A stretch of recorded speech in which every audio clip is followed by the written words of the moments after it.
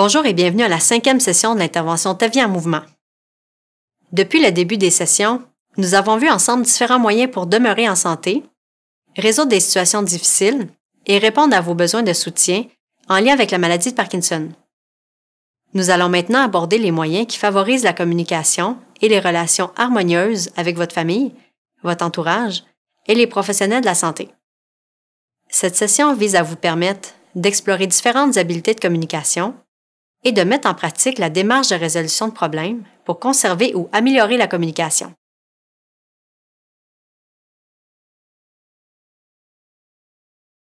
Pour faire face aux changements et préserver des relations harmonieuses, plusieurs couples soulignent l'importance d'accorder une attention particulière à la communication.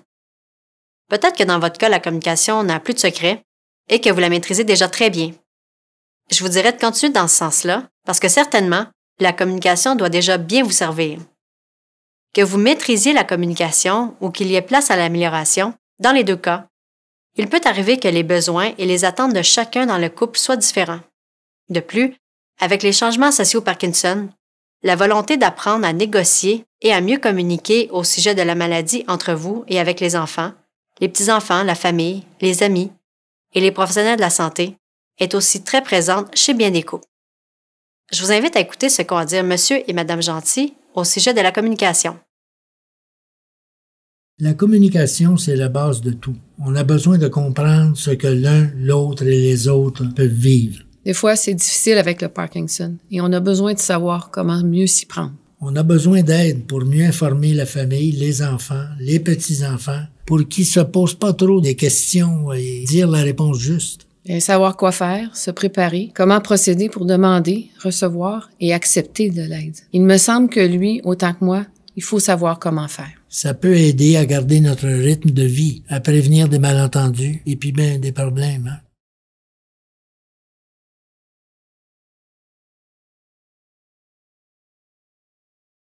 Avec la maladie de Parkinson, plusieurs moyens peuvent être utilisés pour faciliter les échanges ensemble et avec les autres, et pour créer des rapprochements entre conjoints.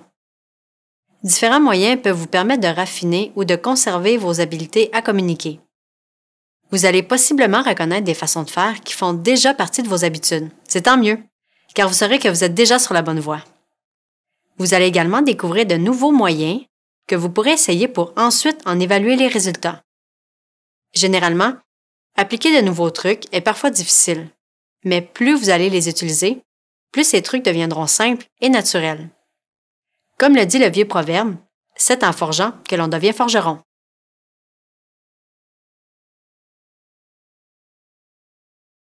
Pour maintenir une bonne communication, plusieurs couples qui vivent avec le Parkinson soulignent qu'il est essentiel de parler clairement et d'écouter activement. Je vous présente ici quelques moyens de communication qui sont jugés comme étant les plus efficaces. Clarifier le message souhaité, transmettre directement ce message à la ou les personnes concernées et utiliser des phrases courtes et positives. Je vous donne un exemple. S'il te plaît, viens m'aider, j'arrive avec les sacs d'épicerie. L'écoute active, quant à elle, permet d'écouter l'autre personne sans l'interrompre, de reformuler et de confirmer ce que l'on a entendu. L'écoute active permet à la personne devant soi d'avoir le sentiment d'être comprise. Vous verrez un peu plus loin que les exemples présentés vous aideront à mieux comprendre.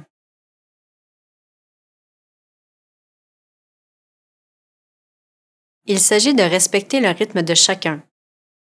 Chez la personne atteinte de la maladie, le Parkinson abaisse le ton de la voix et transforme progressivement la prononciation. Il est donc possible que la personne cherche ses mots, articule moins facilement et parle moins fort.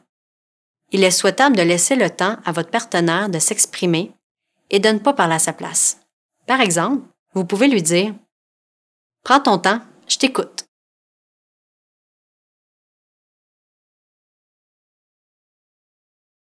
Reformuler les pensées de l'autre, ça veut dire de résumer les pensées ou le message transmis par la personne qui parle. Voici un exemple. Si j'ai bien compris, ce que tu veux dire, c'est que tu...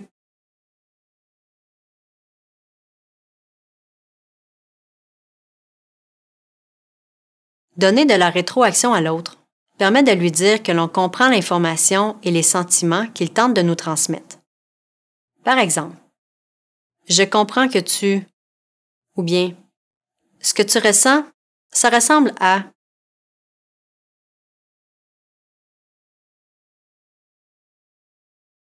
Le fait de poser des questions permet d'obtenir des renseignements ou des informations supplémentaires dans le but d'améliorer votre compréhension de la situation et de confirmer ce que vous comprenez.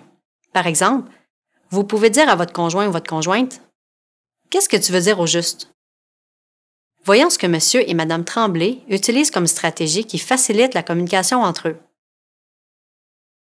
Pour nous, c'est important de dire ce que l'on pense et aussi de penser à ce que l'on dit. Comme ça, on évite bien des malentendus. Aussi, avec le Parkinson, quand j'ai quelque chose à dire, j'essaie de rester calme. Je prends une bonne respiration et je projette ma voix pour que l'autre m'entende. Au début, j'avais l'impression de parler fort, mais c'est juste une idée que je me faisais. Aussi, pour pas s'embrouiller, je parle d'un sujet ou d'une chose à la fois. C'est aussi plus facile si j'utilise des phrases ou des explications courtes. C'est important de laisser du temps à la personne atteinte de dire ce qu'elle a à dire, de questionner et de lui demander de clarifier si on n'a pas bien compris. Je n'aimerais pas me sentir bousculée ou incomprise ou qu'on l'on parle à ma place. Alors, je fais un effort pour agir en ce sens et pour lui laisser de la place. Ça prend juste un peu plus de temps, c'est pas grave, à la retraite, on a tout notre temps.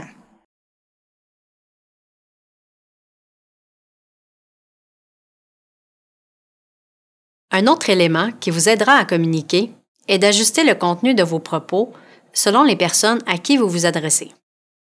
Pour bien se faire comprendre, il est souvent nécessaire de dire une même chose en utilisant des mots différents selon les personnes à qui l'on parle. On ne dira pas les choses de la même manière si l'on s'adresse à des enfants, petits-enfants, des amis ou différents professionnels de la santé. Vous devez adapter votre langage et les informations selon l'âge des personnes et le but de votre message. Par exemple, face à des adolescents ou des petits-enfants qui s'inquiètent de symptômes chez le grand-parent ou qui ont peur des risques d'avoir la maladie eux-mêmes, des explications ajustées à leur compréhension sont facilitantes pour les rassurer. Nous avons demandé à M. et Mme Lajoie de nous partager leurs meilleurs conseils à ce sujet.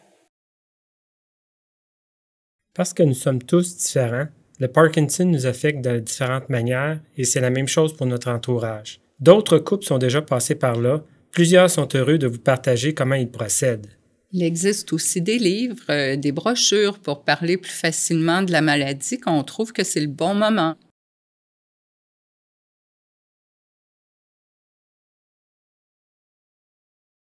Pour favoriser une communication efficace et une compréhension mutuelle avec les professionnels de la santé, essayez d'être systématique et organisé dans votre façon d'expliquer votre situation et de poser des questions lors des visites de suivi ou des appels téléphoniques. Avant vos rendez-vous, je vous suggère de réfléchir à votre situation.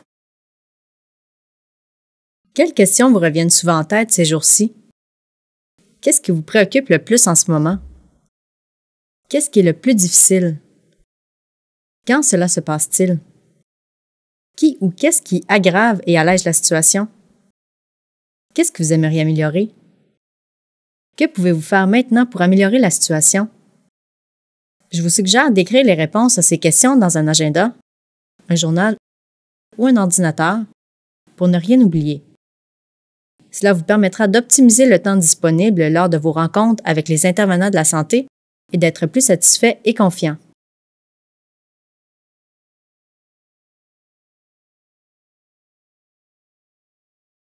Exprimer ses émotions et ses sentiments, comme par exemple la colère, la tristesse, la joie, la satisfaction, permet à chacun de se libérer des tensions en partageant votre expérience de la maladie avec une personne de confiance.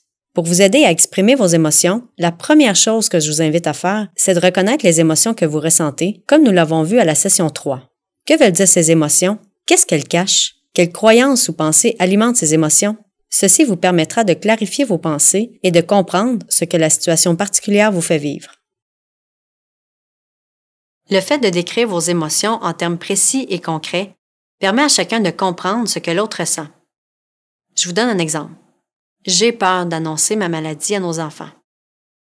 Il est aussi essentiel de reconnaître que les émotions vous appartiennent et d'assumer vos responsabilités, c'est-à-dire de parler au « je ». L'exemple qui suit montre comment l'usage du « tu » peut être transformé en « je ». Tu me bouscules et tu me comprends pas lorsque tu parles à ma place. En parlant au je, ça devient « Je me sens bousculé et incompris lorsque tu parles à ma place ». Pour composer avec la maladie de Parkinson, plusieurs couples affirment à quel point il est crucial d'accorder autant d'importance aux sentiments de chacun. C'est aidant quand chacun donne à l'autre la possibilité d'exprimer ce qu'il pense, que ce soit ses émotions, ses attentes ou ses difficultés. Respecter les réactions de chacun, même si elles sont inattendues, agaçantes ou frustrantes, permet de poursuivre les échanges et de trouver ensemble des solutions. Ça permet aussi de nous comprendre et de mieux nous ajuster aux changements quand ils arrivent. Parler avec d'autres couples qui vivent une situation similaire à la vôtre peut aussi vous permettre de ventiler et de dire des choses que vous n'auriez pas osé exprimer autrement. Cela est possible au sein de groupes de soutien de votre région via l'organisme Parkinson Québec. Si les difficultés perdurent au plan émotif, mieux vaut consulter un professionnel de la santé, comme un médecin, psychologue, infirmière, travailleur social, pour recevoir une aide et un soutien supplémentaire.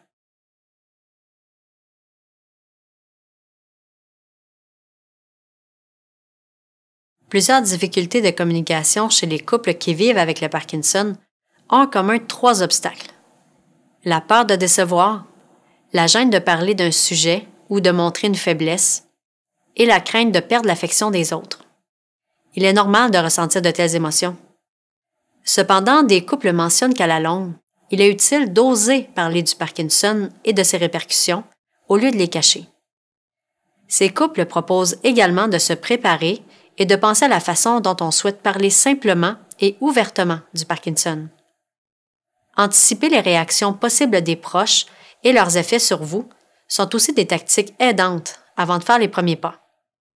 Voici ce que M. et Mme Roy ont à dire à ce sujet. Plutôt que de cacher une situation, un symptôme ou la maladie, nous avons tranquillement pris le risque d'en parler avec notre famille, nos petits-enfants, notre comptable, etc.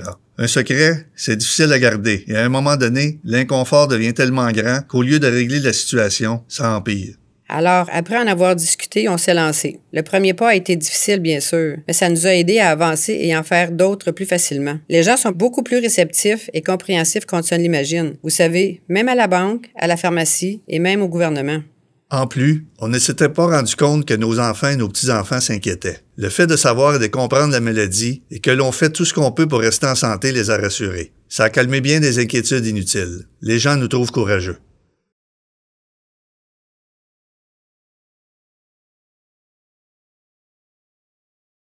Il y a par contre des moments où la maladie de Parkinson a tendance à prendre un peu trop d'espace chez certains couples, de même que dans leurs conversations. Plusieurs couples décident alors de remettre la maladie à sa place et refusent de concentrer leurs échanges uniquement sur le sujet du Parkinson. Monsieur et Madame Gagné nous disent: Pour nous, ce qui aide, c'est de garder contact avec le quotidien, notre famille et toutes les activités qu'on aime. C'est ce qui donne un sens à notre existence. Profiter au maximum des petits et grands plaisirs de la vie, savourer des instants de calme et de paix, contempler ce qui nous entoure. Voilà ce qui occupe la majorité de notre temps.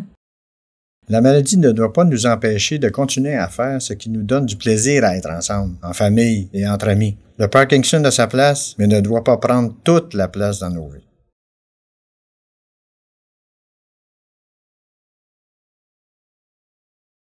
Quand on se sent bloqué dans une situation, certains couples trouvent utile de nommer ce qui se passe et de changer leur vocabulaire pour se sortir du cul-de-sac et de découvrir des solutions libératrices.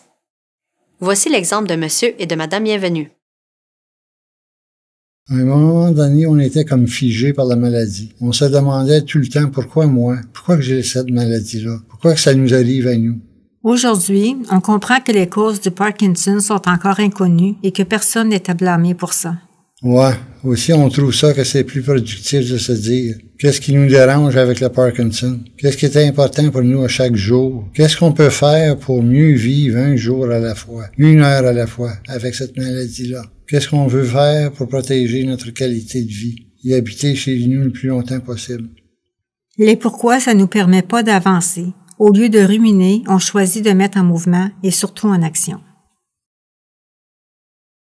Ces moyens ou ces façons de penser, qui réfèrent à la stratégie du recadrage vue à la session 3, permettent de clarifier vos valeurs, d'adopter des pensées plus aidantes et de garder le cap sur vos objectifs de vie plutôt que de rester coincé dans des réflexions ou des argumentations sans issue.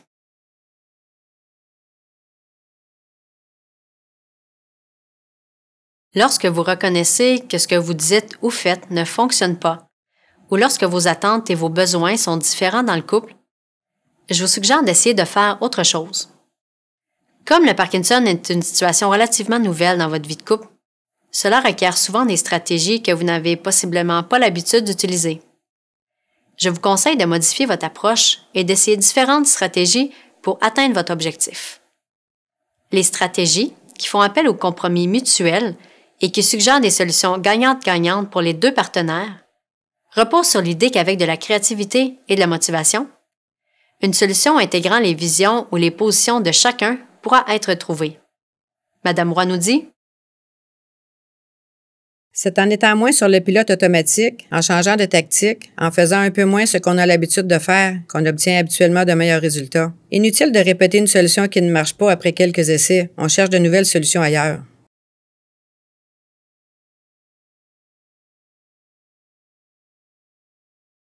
Communiquer et être en relation, c'est aussi, d'après de nombreux couples, d'avoir une vie sexuelle épanouie.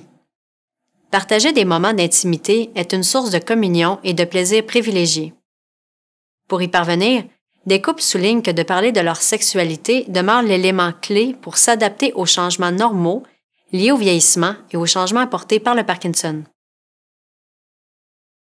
Mon mari m'aide beaucoup quand il me considère, malgré le Parkinson, comme une femme à part entière. Il me le répète de temps en temps, je me sens encore désirable et c'est réciproque. Le désir est à son mieux quand les médicaments sont pleinement efficaces. C'est aussi plus profitable lorsqu'on se sent bien physiquement et émotionnellement. Nous avons dédramatisé la maladie de Parkinson et les changements au plan sexuel. Maintenant, on voit et on entreprend la situation autrement. Les préliminaires, les caresses et la tendresse occupent plus de place. On se soucie moins de la performance. C'est la qualité du moment présent qui compte. Nous avons parlé de nos préoccupations au sujet de la sexualité avec l'infirmière et avec notre médecin. Aujourd'hui, il existe différents moyens pour aider les couples comme nous, selon la difficulté rencontrée. C'est plus comme dans l'ancien temps.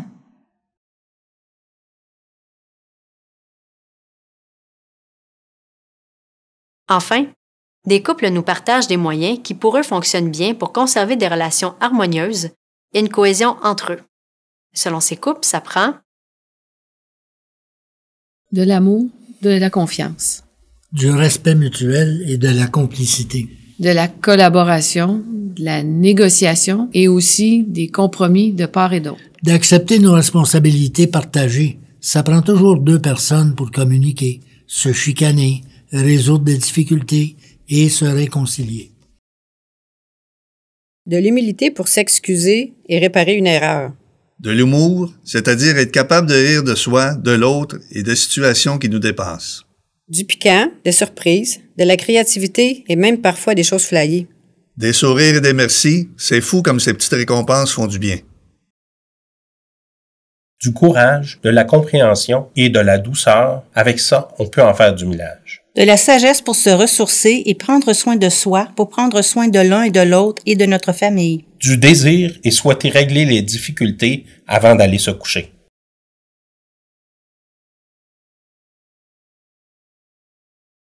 Si parler est une action qui se fait spontanément, exprimer clairement ses pensées et se comprendre est parfois compliqué. Harmoniser les paroles, les émotions et les gestes est parfois une réelle gymnastique pour les couples qui vivent avec la maladie de Parkinson.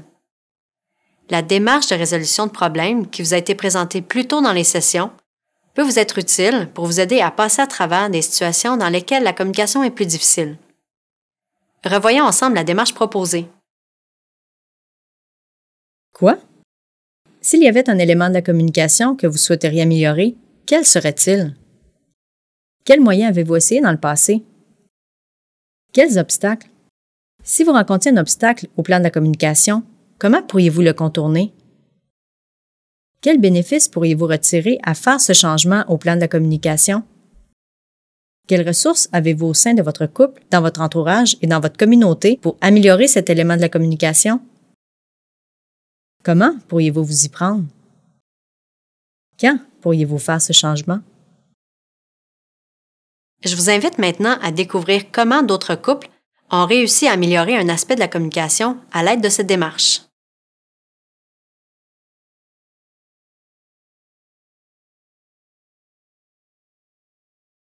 Si vous aviez un aspect de la communication à améliorer, quel serait-il? Depuis que mon mari a le Parkinson, il cherche parfois ses mots et ne parle pas fort. C'est bien vrai, et ça m'arrive surtout lorsque je suis off. Moi, je commence à s'ouvrir un peu de surdité aussi, alors ça n'aide pas notre situation. Jusqu'à présent, quels moyens avez-vous essayé pour améliorer cet élément important de la communication entre vous deux? J'essaie de lui laisser le temps de dire ce qu'il a à dire, mais c'est difficile. Parfois, je termine les phrases à sa place. Parfois, on finit par parler les deux au même temps. Je n'ai pas fini ma phrase et elle la termine à ma place. D'autres fois, je parle encore, mais pas assez fort, alors elle ne m'entend pas. Quels obstacles avez-vous rencontrés pour améliorer cet élément de la communication? Je me sens bousculé et je n'apprécie pas quand ma femme fait ça. Je comprends. Il y a aussi que souvent on se parle en deux pièces différentes de la maison, ou quand il me demande quelque chose et que j'ai la tête penchée dans le frigo pour préparer le souper. Oui, et même quand on essaie de se parler dans l'auto et que tu n'as pas ton appareil auditif. Si cet aspect de la communication était déjà complètement changé, qu'est-ce qui se passerait de différent pour vous? Quels seraient les bénéfices? On se comprendrait mieux. Puis on s'appelle moins ses nerfs. Quelles ressources pourraient vous aider à améliorer cet aspect de la communication et comment pourriez-vous vous y prendre? C'est une bonne question. Une question à 100 pièces.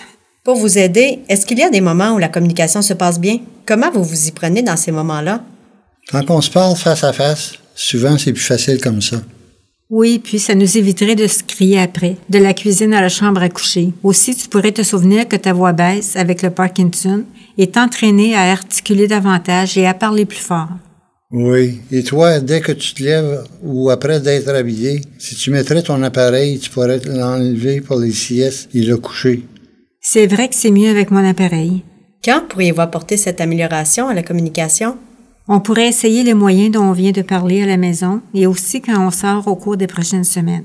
Oui, et voir ce que ça va donner. D'après vous, qu'est-ce que vous pourriez apprendre ou gagner de cette expérience-là? Bien, si on est capable de faire cet ajustement-là, on pourrait en faire d'autres aussi. Oui, puis se comprendre, c'est la base de tout.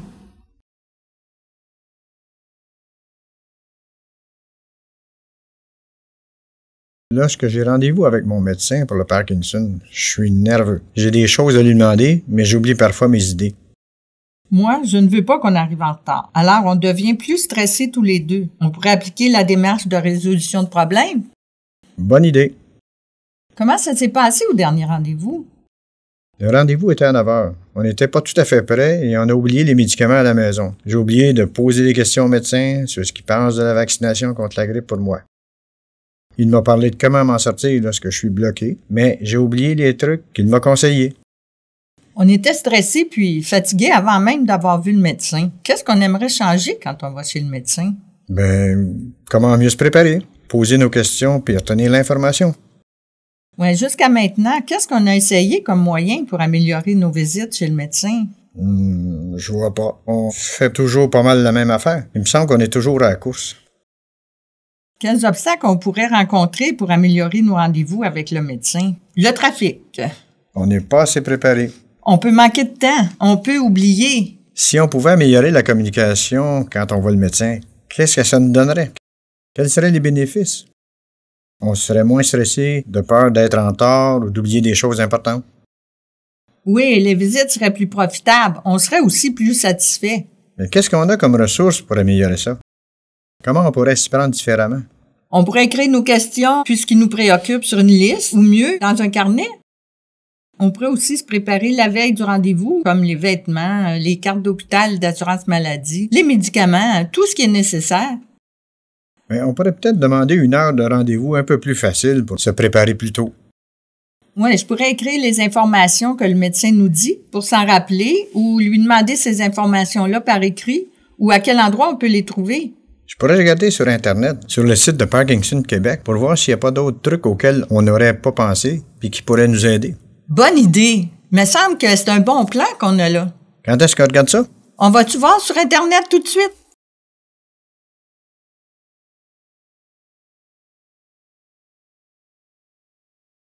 L'utilisation de la démarche de résolution de problèmes a permis à ces couples de mieux communiquer dans des situations difficiles. Dans le cas de Monsieur et de Madame Bienvenue, le Parkinson et la surdité ne faisaient pas bon ménage.